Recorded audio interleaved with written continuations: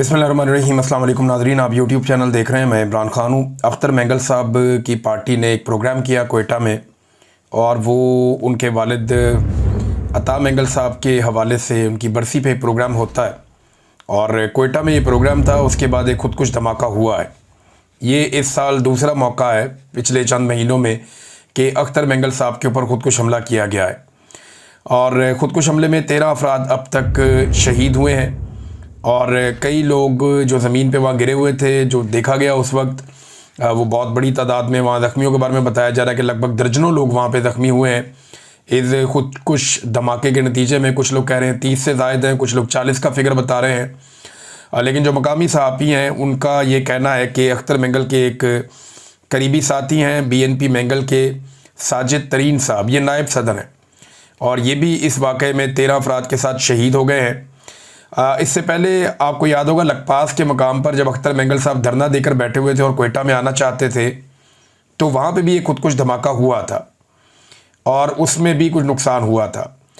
अब ये खुदकुश धमाका होना, इसके नतीजे में लोगों का शहीद होना, एक्चुअली अख्तर मेंगल साहब की लड़ाई तो इस वक्त रियासत के साथ है, लेकिन क्या इस मौके से कोई और फ़ायदा उठाना चाहता है? ये एक बड़ा सवाल है जो मौजूद रहेगा जब तक कि गैर जानिबदाराना इंक्वायरी नहीं होती। पता नहीं चलता कि वो कौन है जो अख्तर मेंगल साहब को खुदकुश हमले में निशाना बनाना चाहता है। वहाँ पे अख्तर मेंगल साहब के अलावा महमूद अचकज़ई और दाऊद शाह काकड़, जो पाकिस्तान तहरीक इंसाफ के रहनुमा, ये लोग भी मौजूद थे, और इनके निकलते ही फौरी तौर पर कुछ लोग कहते हैं कि विद इन मिनट्स ये धमाका हुआ है। जैसे ही ये लोग निकले वैसे ही धमाका हो गया, और ज़्यादा लोगों का ये कहना है कि इसमें मुमकिन तौर पे अख्तर मेंगल को टारगेट किया जाना था। खुशकिस्मती से वो भी महफूज रहे, महमूद खान अचकज़ई भी महफूज रहे, और दाऊद शाह काकड़ भी महफूज रहे। लेकिन ये बड़ा अनफॉर्चुनेट है कि 13 लोग इसमें शहीद हो गए। अब अख्तर मेंगल साहब ने क्या कहा इस दिन, ये मैं आपको बताऊँ। डॉक्टर मारंग बलोच को 3 MPO के तहत कैद किया हुआ है, और 4 माह से उन्हें रिमांड पर रखा हुआ है। क्या मुल्क 2 लख्त करने वालों का कभी रिमांड दिया गया? क्या आइन तोड़ने वालों का रिमांड दिया गया? क्या मार्शल लॉ लगाने वालों का रिमांड दिया गया? ये तल्ख सवालात हैं जो अख्तर मेंगल साहब ने पूछे। उन्होंने कहा हमारी माओं और बहनों के सर से दुपट्टे उठाकर उन्हें पाबंदे सलासल किया जाता है। हमारे अकाबरीन इस धरती पर मौजूद नहीं है, इसलिए गीदड़ भी शेर बन गए हैं। आज सूबे के वारिस वो बने हैं वल्लाह जिनके घर से एक मुर्गी भी शहीद नहीं हुई। ये वो जो सूबे के अंदर जिनको हुकूमत बनाकर दी गई है, ये लोग तो जाली हुकूमत है और जाली किस्म के सियासतदान हैं। एस्टेब्लिशमेंट के कंधों के ऊपर बैठ के इन्होंने हमेशा इक़्तिदार हासिल किया है। संजरानी साहब आपको याद है एस्टेब्लिशमेंट के चेयरमैन सेनेट थे। फिर काकड़ साहब को बनाया गया बाकायदा वज़ीर आज़म निगरान, वो भी एस्टेब्लिशमेंट के आदमी है। अभी बुगटी साहब जो है ये पुराने एस्टेब्लिशमेंट के आदमी हैं, और इस वक्त इनको बनाया गया वज़ीर आला बलूचिस्तान। इस बारे में बात कर रहे हैं। फिर अख्तर मेंगल साहब ने कहा कि आज जिसको जमहूरी दौर कहा जा रहा है, इसमें आप तकरीर करो तो आपके ऊपर FIR काट दी जाती है कि आपने रियासत मुखालिफ तकरीर की है। ओ भाई, तुमने किस जानवर का नाम रियासत रखा हुआ है? काफ़ी जज्बाती खिताब किया अख्तर मेंगल साहब ने, और उनके ऊपर फिर उसके बाद हमला हुआ, और उस हमले के नतीजे में जो है वो 13 लोग शहीद हुए। अब इस तरफ से तो कोई बात नहीं आ रही, लेकिन जो एस्टेब्लिशमेंट के ज़राए हैं या वो लोग जो एस्टेब्लिशमेंट से खबरें लेकर चलाते हैं, उन लोगों ने एक लाइन पकड़ ली, और वो ये कह रहे हैं कि अख्तर मेंगल पे 2 हमले हुए, अख्तर मेंगल क्यों नहीं मारे गए? अब वो ये कह रहे हैं कि जी क्योंकि अख्तर मेंगल नहीं मारे गए, तो वो इस तरह की बातें कर रहे हैं कि शायद ये अख्तर मेंगल की कोई साजिश है, या ये जानबूझ के हरकतें कर रहे हैं और बलूचिस्तान के हालात ख़राब करना चाहते हैं। और साथ उनका ये कहना है कि शायद लोग इनकी बात नहीं मान रहे, इसलिए अब ये इस किस्म की हरकतें कर रहे हैं। अब ये प्रोपेगेंडा करना ये और ज़्यादा अफसोसनाक होता है। एक सूबा है जो रियासत कंट्रोल नहीं कर पा रही, रियासती इदारे मुकम्मल तौर पर नाकाम है, वहाँ पर जो जाली हुकूमत बनाएगी वो भी मुकम्मल तौर पर नाकाम है। आज बलूचिस्तान का कोई माई बाप नहीं, कोई पूछने वाला नहीं है। हाँ, वहाँ से सिर्फ मादनियात निकलती हैं, और वो मादनियात बगैर किसी तातुल के जाती हैं बाहर, सिर्फ उनका ख्याल रखा जाता है। इंसान की ज़िंदगी की वहाँ कोई कीमत नहीं है। जो ज़ायरीन जाते थे ईरान, वो नहीं जा सकते ज़मीनी रास्ते से, रास्ते बंद कर दिए गए। आप रात के वक्त वहाँ पे कहीं ट्रैवल नहीं कर सकते, दिन के वक्त भी आपने जाना तो सिक्योरिटी का आपका बंदोबस्त होना चाहिए। तो हंसते बसते बलूचिस्तान को यहाँ तक पहुँचा दिया गया, और अब जो लोग बलूचिस्तान के रहने वाले एहतजाज करते हैं उनको पकड़ के या तो अंदर डाल देते हैं, या इस किस्म की हरकतें उनके साथ हो रही हैं। ये इंतहाई अफसोसनाक है। रियासती इदारों को और रियासत को ये सोचना पड़ेगा कि इस किस्म के कत्लो गारत गिरी से ना माजी में कभी फ़ायदा हुआ है, ना अब किसी किस्म का कोई फ़ायदा होने का इम्कान है। इमरान खान साहब की बहनें उनको दोबारा मिलने के लिए गई थी, क्योंकि आपको पता है कि कल मंगल का दिन था। वो सारा दिन बेचारी वहाँ पे इंतज़ार करती रही, सुबह से शाम हो गई, उनकी मुलाकात नहीं करवाई गई और रात के तक उन्होंने इंतज़ार किया। उसके बाद फिर वो वहाँ से मायूस होकर लौट गई। मुज़ाहमत की एक मिसाल कायम की है इमरान खान की बहनों ने। वहाँ हलीमा खान अकेली दीवार पे बैठी रही बहुत देर तक। कारकुन पहले आए, उन्होंने बहुत एहतजाज किया, लेकिन रात गए फिर हलीमा खान वापस गई वहाँ से, जब उनकी मुलाकात नहीं करवाई गई। एक मुलाकात हुई है, इमरान खान साहब का एक ट्वीट भी बाहर आया बैरिस्टर गौर के ज़रिए। अब ये जो इमरान खान साहब का ट्वीट आया, इसके बारे में बेशतर लोग ये कहते हैं कि ये एडिटेड है, यानी जो इमरान खान साहब ने पिछले ट्वीट के अंदर एक रवैया अपनाया था उसका कुछ भी इसके अंदर नज़र नहीं आ रहा। और उससे जो पिछला ट्वीट था वो क्योंकि एक और साहब गए थे मिलने के लिए, तो तब भी चीज़ें काफ़ी गायब थी बीच में से। तो जिस दिन इमरान खान की बहनें मिलती हैं ना, उस दिन आती है असल खबर बाहर। जिस दिन इमरान खान को कोई उनका करीबी साथी मिलता है ऐसा जो कुछ बहादुर हो, या इमरान खान की बहनें मिलें, या ज़्यादा लोग मिल जाएं, या जिस दिन मीडिया इमरान खान साहब से मिल जाए, या जिस दिन अदालत में इमरान खान साहब का केस लग जाए, उस दिन सारी खबरें बाहर आ जाती हैं। उन्हें रोकने की कोशिश की जा रही थी कि जब तक एक्सटेंशन के मामला हल नहीं हो जाते तब तक के लिए रोका जाए फिलहाल। तो हलीमा खान की मुलाकात नहीं करवाएगी। अब जो ट्वीट है वो पढ़ के आपको सुनाया दूँ। ये बातें तो इमरान खान साहब ने की हैं, लेकिन ऐसा लगता है कि पिछले ट्वीट को अगर आप इमरान खान के पढ़ें तो ऐसा लगता है कि इमरान खान साहब की बातें तो हैं लेकिन एडिटेड है, यानी इनको थोड़ा सा सेंसर किया गया है। और वो देखे ना, इतना ही हर एक की पसली तो नहीं होती ना कि हर चीज़ आके बाहर बता दे। इमरान खान तो कहते हैं, मैं पाकिस्तानी कौम से अपील करता हूँ कि वो मुल्क भर में जारी अफसोसनाक सैलाबी सूरत हाल में रेस्क्यू एंड रिलीफ मुहिम में हमेशा की तरह बढ़ चढ़ कर हिस्सा ले। तहरीक इंसाफ भी सैलाब ज़दगान के लिए बिला तफरीक अपना किरदार अदा करे। ये बहुत अच्छी बात की इमरान खान साहब ने। इस वक्त सबको तवज्जो जो है वो सैलाब मुतासरीन की तरफ रखनी चाहिए। मैं हमेशा मौसमियाती तब्दीलियों और उनसे आने वाले नुकसानात के हवाले से शऊर उजागर करता रहा हूँ। हमने पहले खैबर पख्तूनख्वा में बिलियन ट्री सुनामी शुरू करवाया और वफाकी हुकूमत में आकर 10 बिलियन ट्री सुनामी शुरू करवाया। इसके साथ मुतअद्दिद छोटे, दरमियाने और बड़े दर्जे के डैम्स और नेशनल पार्क समेत ऐसे अहम माहौलियाती हिफाजत के मनसूबे शुरू करवाए जो माहौलियाती तबाही में कमी का बायस बने। दरख्त ही माहौलियात का तहफ़्फ़ुज़ कर सकते हैं। ऐसे मनसूबों पर तेज़ी से काम करना कौमी तरजीह होनी चाहिए। ये मैं गुज़िश्ता कई सालों से ये चीख रहा हूँ। इमरान खान साहब शायद वो पहले आदमी जो ये बात कर रहे थे, बल्कि मैं अपने ज़ाती हैसियत में हर साल पाकिस्तान में हम ये कोशिश करते हैं दोस्तों के साथ मिलकर कि जितने ज़्यादा हों दरख्त लगाए जाएँ। और भी बहुत सारे लोग हैं वो करते हैं, कुछ गुलकार हैं, कुछ सिविल सोसाइटी के लोग हैं, वो बहुत ज़्यादा प्लांटेशन करते हैं, लेकिन वो आटे में नमक के बराबर है। हुकूमतों की पूरी शमूलियत होनी चाहिए, पूरे निज़ाम को ये काम करना चाहिए और फिर दरख्तों को संभालना भी चाहिए। पाकिस्तान में यूरोप जैसा मौसम नहीं है कि बार बार बारिशें हों। आपको जो दरख्त लगाना है उसको आपको संभालना भी पड़ता है। कम से कम 1 साल आपको उनका ख्याल रखना पड़ता है, या चंद महीने तो ज़रूर ख्याल रखना पड़ता है। फिर कटाई जो है वो बिल्कुल ज़ीरो होनी चाहिए, दरख्तों की कटाई बंद करनी चाहिए। इमरान खान साहब ने कहा कि अफ़गानिस्तान में ज़ल्ज़ले से होने वाली हलाकतों और नुकसान पर दिल शदीद रंजीदा है। हम मुश्किल की इस घड़ी में अपने अफ़गान भाइयों के साथ खड़े हैं। मुझे अफ़गानियों के पाकिस्तान से ज़बरदस्ती निकाले जाने पर भी शदीद तहफ़्फ़ुज़ात और अफसोस है। खैबर पख्तूनख्वा की हुकूमत ने अफ़गानिस्तान के लिए इमदादी सामान ट्रकों में भरकर रवाना किया, अच्छी बात है, और वो सामान अब जाएगा अफ़गानिस्तान। लेकिन जैसे मरीम नवाज़ फ़ोटो लगाती है ना यहाँ पे अपनी तशहीर के लिए सरकारी पैसे से, इसी तरह उस पर अली अमीन गंडापुर का फ़ोटो लगा हुआ उन ट्रकों के ऊपर। तो अगर इधर तनकीद होती है तो उधर भी होनी चाहिए। बात जो ठीक है वो ठीक है, और यहाँ पे सिर्फ हुकूमत खैबर पख्तूनख्वा वो करते जो तरीक़ाकार है तो वो बेहतर था। अगर अपने फ़ोटो लगाने तो अपनी ज़ाती पैसों से लगाओ। ये सरकारी पैसों से अपनी ज़ाती तशहीर जो है वो ये नामुनासिब चीज़ है, चाहे कोई भी करे। फिर आगे इमरान खान साहब ने कहा कि खैबर पख्तूनख्वा में अपने ही लोगों पर ड्रोन अटैक्स और मिलिट्री ऑपरेशन फौरी तौर पर बंद होना चाहिए। अली अमीन गंडापुर समेत सूबाई हुकूमत को इस मामले पर भरपूर मज़ामत करनी चाहिए। पहले ही वो इलाके सैलाब की तबाही झेल रहे हैं। इन हालात में ऑपरेशन या ड्रोन हमले और अपने इलाकों से बेदखली ज़ख्मों पर नमक छिड़कने के मुतरादिफ है। मेरी हदायत की रोशनी में तहरीक इंसाफ का ज़िमनी इंतखाबात के बाइकआउट का फैसला काबिल तहसीन है। कागजात नामजदगी वापस लेने वाले उम्मीदवारों भी दाद के मुस्तहिक हैं।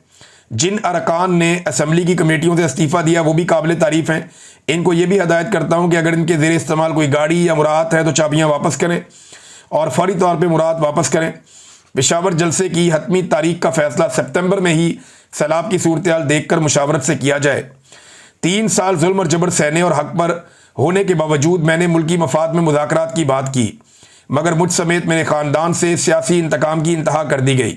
हमारे लोगों पर सीधी गोलियां चलाई गईं और पार्लियामान में हमारे अपोजिशन लीडर को नाअहल कर दिया गया। इसके बाद मुज़ाकरात की गुंजाइश बाकी नहीं रहती। ये मुझ समेत मेरे ख़ानदान में से जिस मर्जी को कैद कर दें, मैं अपने मौक़िफ़ से पीछे नहीं हटूंगा और ना ही इनके आगे झुकूंगा। साबिक वज़ीर आज़म इमरान खान की अडयाला जेल में गुफ्तगू। ये जी इमरान खान साहब का ट्वीट आया जिसमें उन्होंने वो सारी बातें की हैं जो मैंने अभी आपके सामने रखी। अब मैंने आपसे कहा था कि एक्सटेंशन के मामला हल होने तक कोशिश की जाएगी कि इमरान खान साहब के कोई अब स्टेटमेंट मज़ीद बाहर ना आए, रंग में भंग ना पड़ जाए। तो इसमें नाज़रीन मेरी खबर की तस्दीक की है राना सनाउल्लाह साहब ने। खबर के एक हिस्से की तो तस्दीक उन्होंने कर दी है कि जो मरी का एक, यानी पहले लंदन प्लान था, अब मरी प्लान है, तो मरी प्लान वाकई हुआ है। कुछ लोगों ने आकर शरीफ ख़ानदान के लोगों से मुलाकात की है और कुछ चीज़ें तय पाई हैं। ये बात तो हुई है वहाँ पे। अब राना सनाउल्लाह साहब ने इसकी तस्दीक कर दी है। अब तसलसल है जी, एक्सटेंशन की तो तस्दीक हो गई कि एक्सटेंशन होने जा रही है। जिन शराइत पे होने जा रही है जो मैंने आपको बताई थी वो आप आने वाले दिनों में देख लेंगे। खबर का वो हिस्सा भी आपको साबित हो जाएगा कुछ अरसे में। तो एस्टैब्लिशमेंट ने ऐसा लगता है कि हामी भर ली है नवाज शरीफ साहब की शराइत पर कि ठीक है आप दे एक्सटेंशन, फिर बाकी काम करते हैं। इस पर राना सनाउल्लाह साहब ने बड़ी खुशी खुशी ये खबर सुनाई है और उन्हें लगता है कि इससे वो इमरान खान को और सिस्टम को काबू कर लेंगे। तो देखते हैं वो क्या करते हैं। अब आ जाए नादरीन ने फ्लड्स की तरफ।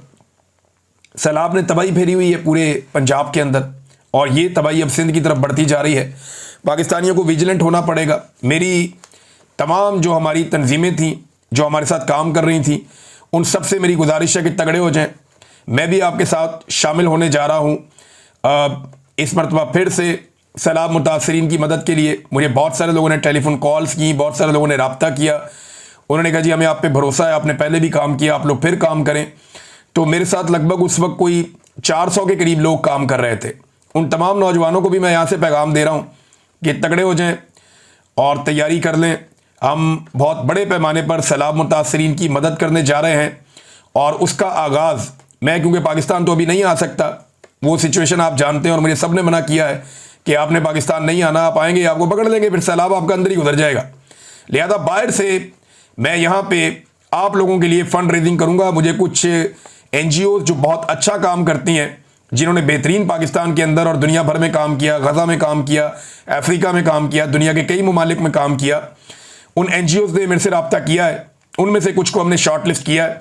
उनके साथ मिलकर हम यहाँ से फ़ंड रेजिंग करेंगे और पाकिस्तान में सैलाब मुतासरीन की मदद के लिए जो हमसे हो पाएगा वो हम करेंगे।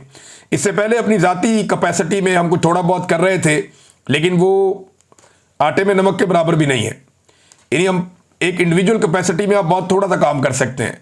तो अब मैं आप सबको दावत देने जा रहा हूं कि आप सब इसका हिस्सा बन जाएं। बहुत जल्दी हम बहुत सारी चीज़ें अनाउंस करेंगे। हमारा जो पहला प्रोग्राम होने जा रहा है सैलाब मुतासरीन की मदद के लिए, वो यहाँ पे होगा मैनचेस्टर में।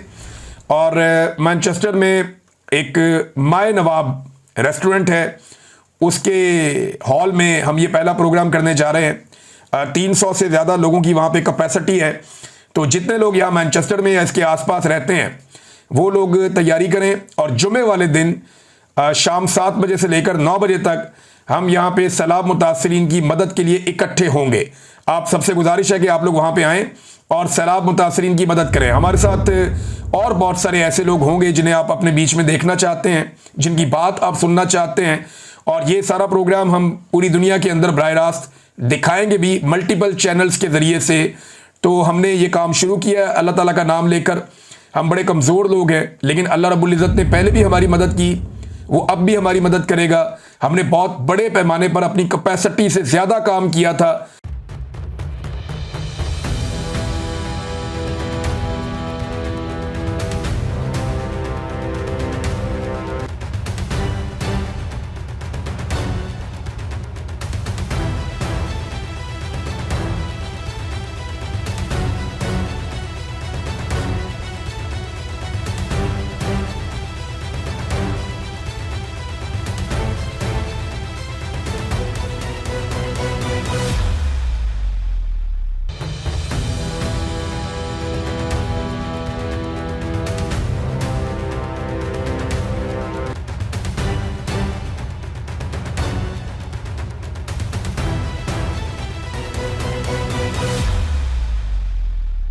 मुझे आज भी यकीन नहीं आता कि हम वो कर पाए थे। तो मुझे अल्लाह ताला से उम्मीद है कि ये बहुत बड़ी आजमाइश है पाकिस्तान पे। मैं वहां तो नहीं जा सकता, लेकिन यहां से जो कुछ मेरे से बन पड़ेगा मैं करूंगा।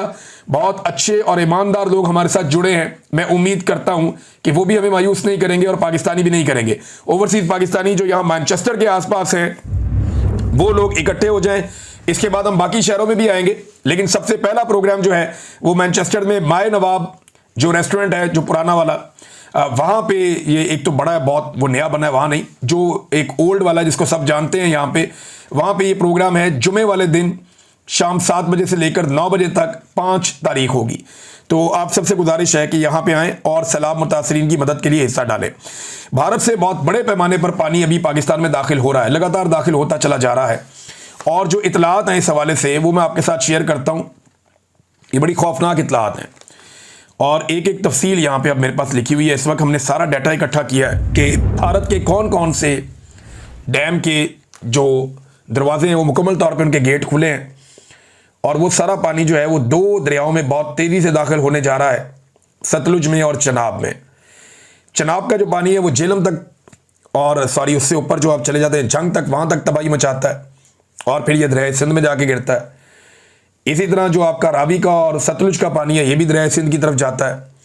रावी ने जो कुछ किया वो आपके सामने है। रावी में लगातार पानी की जो सतह है वो बार बार बुलंद होती है, और अभी मजीद पानी का एक रैला रावी में दाखिल होने जा रहा है। जबकि सतलुज के हालात बताए जा रहे हैं कि सबसे ज़्यादा खौफनाक हैं।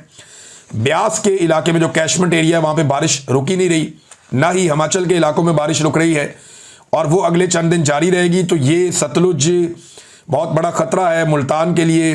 जो कुछ मुजफ्फरगढ़ में हो रहा है वो आपके सामने, और कसूर से ऑनवर्ड जनूबी पंजाब तक ये तबाही फैलाता हुआ जा रहा है, और आगे ये पानी अभी जनूबी पंजाब और फिर सिंध में दाखिल होगा।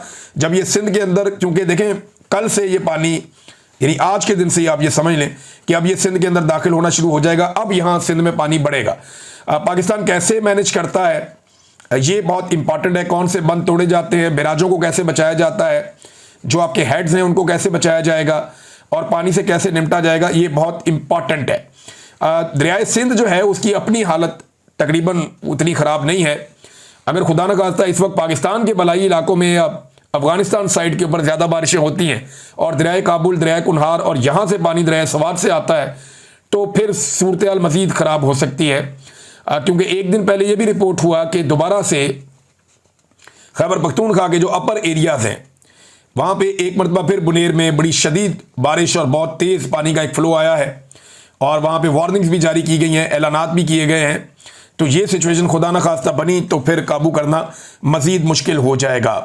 तो पाकिस्तानियों से गुजारिश है कि वो तैयार रहें। बहरहाल ये एक बड़ा सैलाब आ रहा है, लेकिन हुकूमतों की कमज़ोरी भी हमें साथ साथ दिखाई दे रही है। उनकी तवज्जो जो है वो ज़ाती तशहीर की जानिब है। अब एक जो है वो आपको पता है कि एक बड़ा इशू उठ गया था मरीम नवाज़ की मस्जिद में तस्वीर के हवाले से, तो उसका मरीम नवाज़ ने नोटिस ले लिया है। ख़बर कितनी जारी की गई वो आप देख लें। पंजाब की वज़ीर आला मरीम नवाज शरीफ ने मस्जिद पर अपनी तस्वीर का सख्त नोटिस लेते हुए डिप्टी कमिश्नर मंडी बहाउद्दीन से वजाहत तलब कर दी।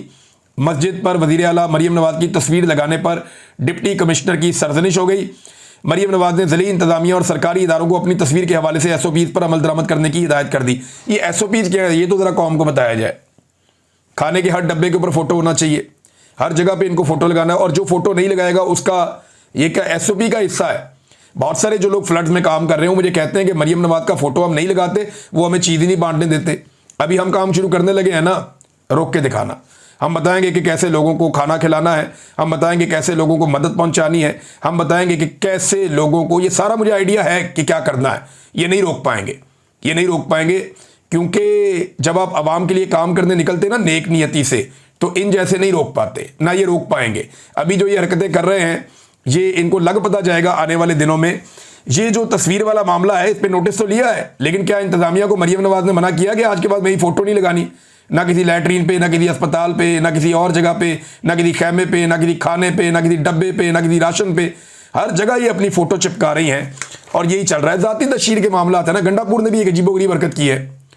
वो कोई जर्मन सफ़ीर उनको मिलने के लिए आए हुए थे, वो बैठे हुए बात कर रहे थे, सामने मीडिया था, तो एकदम अपने बंदे को, वो बेचारा मुलाजिम है यार वहाँ पे, गरीब आदमी काम करता है, उसको डांट के बिठा दिया पीछे और उसको सुना दी खड़ी खड़ी कि जनाब गुलामों वाली सोच है तुम्हारी, तुम ज़ेनी गुलाम हो, जर्मन सफ़ीर आया तो आया, वो बैठा रहे, इंतज़ार कर लेगा, क्या फ़र्क पड़ता है।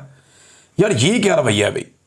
ये तो रंगबाजी है, ये गंडापुर की रंगबाजी है और कुछ नहीं है। ये जर्मन सफीर के आगे तो इनकी आवाज़ नहीं निकलनी। वहाँ तो ये बहुत अच्छे तरीके से बात करते हैं कि जर्मन सफीर मिलने के लिए आया, यहाँ बैठ के लोगों के सामने जनाब मैं बहुत बड़ा हीरो हूँ, बहुत बड़ा। भाई घर पे मेहमान आया, उसको आपने इज्जत देनी होती है। आप ये कह सकते हैं कि ठीक है उन्हें वेट कराएं, मैं ज़रा सहाफ़ियों से बात कर लूँ। आप सहाफ़ियों को कह सकते थे कि जी क्योंकि एक एम्बेसडर मिलने के लिए आए, हमने उनके साथ भी बात करनी है, तो मैं ज़रा जल्दी वाइंड अप कर लेता हूँ। ये है एक नॉर्मल बिहेवियर। ये ना मुफ्त में मशहूर होने के लिए ना, अपने आप को बताने के लिए कि मैं बहुत बड़ा हूँ, मैं कोई गुलाम नहीं हूँ, मेरे अंदर कोई गुलामी वाली सोच नहीं है। और भाई वो इमरान खान ही है जिसने एब्सोल्युटली नॉट कहा था, और वो लॉजिकल था। उसने कहा था कि हम कोई गुलाम है, हम आपकी बात नहीं मान सकते। ये बात थी लॉजिकल। ये किसी आए हुए मेहमान को इस तरीके से डील करना, और एक गरीब मुलाजिम को सिर्फ इसलिए कि वो आपके पास तनख्वाह पे काम करता है आप उसको दुत्कार के पीछे बैठा देंगे, ये तरीक़ाकार गलत है। और ज़हनी गुलाम करार दे देना, गुलामों वाली सोच है तुम्हारी, ये कह देना, ये ज़्यादती है। इससे आप हीरो नहीं बनेंगे। अली अमीन गंडापुर साहब, आपकी इज्जत में इजाफा नहीं होगा। नादरीन, शहबाज शरीफ साहब की चीन में बढ़ चढ़ के इज्जत अफजाई हो रही है, कोई मुँह ही नहीं लगा रहा। प्यूटन से इनको मिलना था तो चंद कदम जाके वो मोदी शूदी के साथ सबके साथ वो वॉके शौके कर रहा है, हर एक के साथ वो अच्छे तरीके से मिल रहा है प्यूटन। लेकिन शहबाज शरीफ साहब चंद कदम गए पीछे से, आवाज़ देकर जाकर मिले हैं जनाब प्यूटन को, और वहाँ पे फिर रेस्क्यू करने के लिए आर्मी चीफ पहुँचे हैं। तो शहबाज शरीफ साहब की वैल्यू ही ख़त्म हो गई, क्योंकि सारे जानते हैं कि असल हुक्मरान तो ये है पाकिस्तान के, जो बात करनी है वो इनसे करो। ये तो अर्दली लगे हुए हैं, इनको रहने दो पीछे। और वो तस्वीरों में आप देख भी रहे हैं, बेचारे शर्मा शर्मा के पीछे पीछे खड़े हैं। कॉन्फिडेंस ही फारग हुआ है शहबाज शरीफ साहब का। और मिलते कि इनको छोटे छोटे मुल्क नहीं है सेंट्रल एशिया के, इनको मिलकर इनके साथ खुशगपियाँ करके और तस्वीरें बना के और सोशल मीडिया पे लगाते हैं कि जनाब शहबाज शरीफ छा गया, तो ये हो गया, तो वो हो गया। तो कुछ नहीं हो गया, ईजी हो जाए। यही प्यूटन था। यानी शहबाज शरीफ आवाज़ देता है, दे के रोकता है, चंद लम्हे बात करता है, फोटो बन जाती है, वीडियो बन जाती है। जनाब बहुत बड़ी मुलाकात हो गई। इमरान खान से ये बंदा 3 घंटे मिला था, और ये उस दिन मिला था जिस दिन इसने जंग शुरू हुई थी इसकी यूक्रेन के साथ। कितना इंपॉर्टेंट डे था। तो इमरान खान पे इसने 3 घंटे लगाए थे उसके साथ बात करने में।